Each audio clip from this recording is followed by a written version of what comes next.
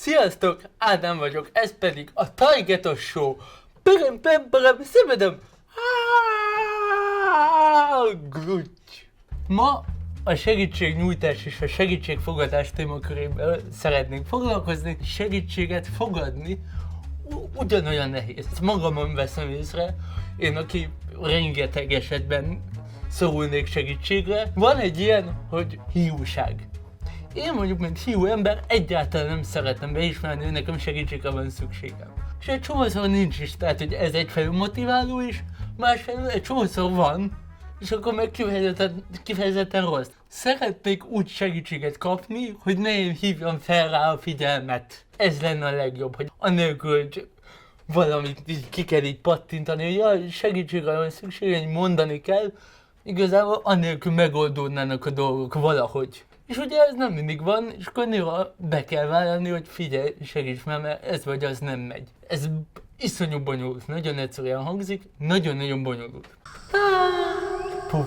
Ennek egy ilyen virulens, burjánzó talaja az a villamos. A villamos ez egy, lehet, hogy nem mindenkinek, de mondjuk nekem az egy ilyen harctér, amiben ha le tudsz ülni, akkor nyertél. Tehát akkor megnyerted az utat. Megjelenítő, megvilágító erejű példája, ami mostanában történt meg velem, én ültem. Tehát, hogy alapból az, hogy én bent vagyok. Tehát nekem sikerült leülnöm. Az volt, hogy felszállt egy néni, egy 80 körüli erős, látható, reumatikus fájdalmakkal küzdő néni szállt. Nagyon lassan mozgott, iszonyú lassan mozgott, és láthatóan iszonyú fájdalmak közepette.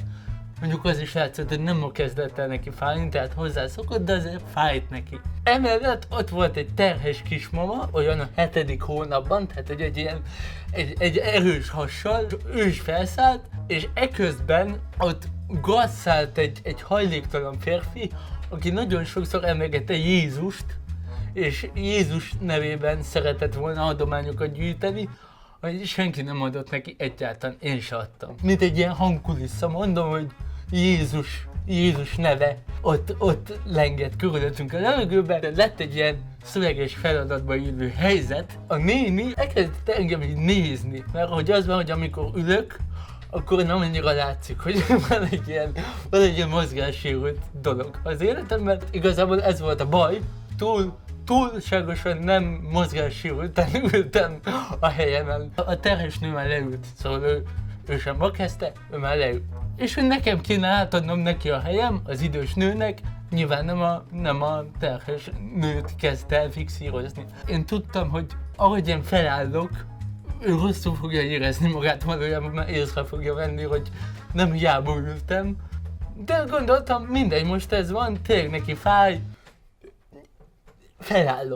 Felálltam, és mondtam, hogy tessék leülni, és tényleg elkezdett rosszul érezni magát, és elkezdett így visszatessékeni, hogy jaj, nem, akkor nem, látja, hogy nem, de én akkor már abban voltam, hogy de én most már felálltam, szóval az én segítségnyújtásomat most már nem lehet így visszatuszkolni belém, szóval az nem úgy megy.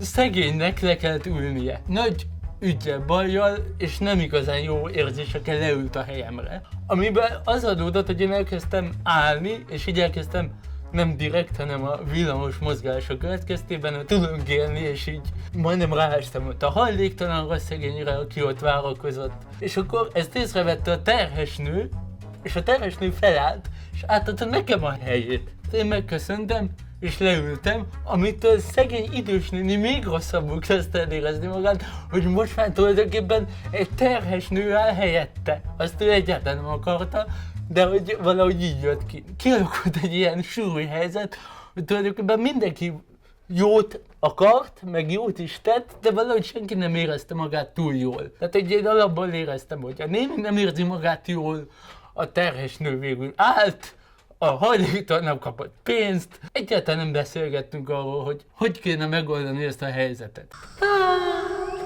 Csomószor van velem, hogy felszállok, és így érezhetően mindenki érzi, hogy most jó lenne valamit tenni azért, hogy én üljek inkább. Van ez a csönd, hogy ez a megtörhetetlen, áthatolhatatlan csönd a segítségnyújtó és a segítségfogadó között. Inkább az legyen, hogy így az ember megtöri a csöndet, és lehet, hogy béna lesz, nem lehet jól csinálni igazából, szóval nincsenek egy ilyen módja, hogy így kell, így meg nem lehet. Mindenki úgy csinálja, ahogy tudja. Pont az, hogy valami normától el fogok térni és elbénázok valamit, hogy ettől való félelemben nem teszünk semmit, az egy pusztulatos gondolat. Ott van két ember, és tudnának cserélni valamit, amitől mindenkinek jobb lenne, és nem teszik meg ilyen hülyeségek miatt. Puff. Most akkor ezt a segítségfogadás dolgot így ledobtuk a Targetosról.